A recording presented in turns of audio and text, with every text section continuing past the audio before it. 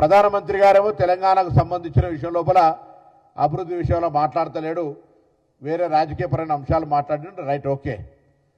నేను అడుగుతున్నా, దానికంటే ముందు మాట్లాడినటువంటి తెలంగాణ మంత్రులు ఇద్దరు, బండి సంజయ్ గారు కావచ్చు, లక్ష్మణ్ గారు కావచ్చు, కిషన్ రెడ్డి గారు కావచ్చు, ఎంతసేపు పొద్దుగా లేస్తే ఎవడి గోలా వాడిది అన్న సినిమాలన్నట్టుగా మాకు తెలంగాణలో అధికారం రావాలి, మాకు తెలంగాణ అధికారం.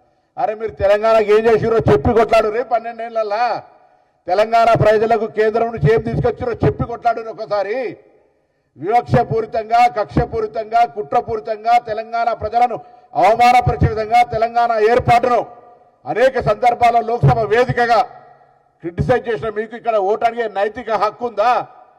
ప్రజలు మొన్నటికి మొన్న జూబ్లీహిల్స్ ఉప ఎన్నికల్లో 3వ స్థానం ఇచ్చి ఎక్కడ కూర్చోటో సూచన సాక్షాత్తు కేంద్ర మంత్రి ప్రాతినిధ్యం వహించిన సికింద్రాబాద్ పార్లమెంట్ పరిధిలో ఉన్నటువంటి సీటును ఎక్కడిచ్చారో చూసినావు కదా.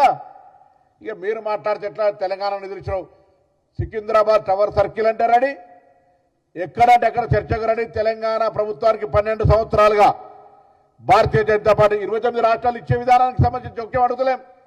అది ఫెడరల్ సిస్టమ్లో నేను పన్ను కడుతున్నా, నా పన్నులో నాకు ఎంత శాతం ఇస్తున్నావో, జిఎస్టీ సెంట్రల్ షేర్ ఎంత, స్టేట్ షేర్ ఎంత, ఎవరైనా గ్రామీణ ప్రాంత ప్రజలకు చెప్తే నమ్ముతారు కావచ్చు.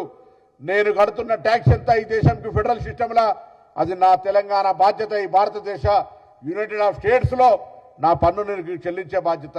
కానీ మీరు మాకు దానం చేస్తున్నట్టుగా బియ్యం ఇస్తలేనా, బాత్రూమ్ కడతలేనా? ఎవరిది పైసలు? పైసలు ఎవరి?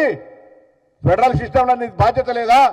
ఇవాళ దేశంలో 29 రాష్ట్రాలకు అదనంగా కొత్తగా ఏర్పడ్డ రాష్ట్రం నాది తెలంగాణ. నా ప్రజల అవసరాలున్నాయి. ఇన్ఫ్రాస్ట్రక్చర్ డెవలప్మెంట్ కావాలి, ఎడ్యుకేషన్ సిస్టమ్ పెరగాలి, మెడికల్ అండ్ హెల్త్కి సంబంధించినటువంటి ఇన్ఫ్రాస్ట్రక్చర్ రావాలి, జాబ్స్ రావాలి. ఏం చేసిన మీరు? ఇలా ఆయన కాళ్ళ మీద ఆధారపడినటువంటి చంద్రబాబు నాయుడు గారి మీద మాకేం ప్రత్యేకంగా ఆంధ్రప్రదేశ్ సంబంధించి ఎక్కడ వివక్ష లేదు. కానీ వారు ఏం చెప్తే అది ఎక్కడ ఎన్ని నిధులు అడుగుతారు, నిధులు గ్రాంట్ల రూపం లోపల అభివృద్ధికి సంబంధించి చూస్తుంటే తెలంగాణ భారతీయ జనతా పార్టీ అచేతనంగా మామూలు పథకాలైనటువంటి బియ్యం లాంటి పథకాలకు సంబంధించి చెప్పడానికి మాత్రమే డంకా పజాయించి కొడతా ఉన్నారే. ప్రత్యేకంగా తెలంగాణ అభివృద్ధికి సంబంధించి ఏం నిధులు తీసుకొచ్చినారని అడుగుతా ఉన్నాం ఇవాళ.